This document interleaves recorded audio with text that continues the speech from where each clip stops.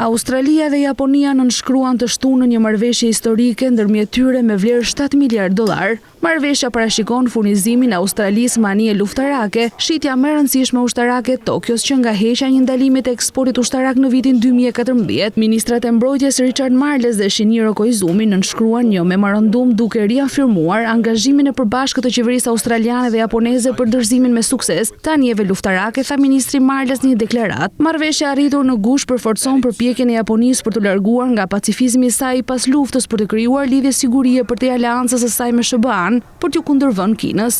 Mitsubishi Heavy Industries do të furnizojë marinën mbretërore australiane në 3 fregata shumë funksionale të klasit Mogami të përmirësuara të ndërtuar në Japoni, duke filluar nga viti 2029. 8 fregata të tjera do ndërtohen në Australi.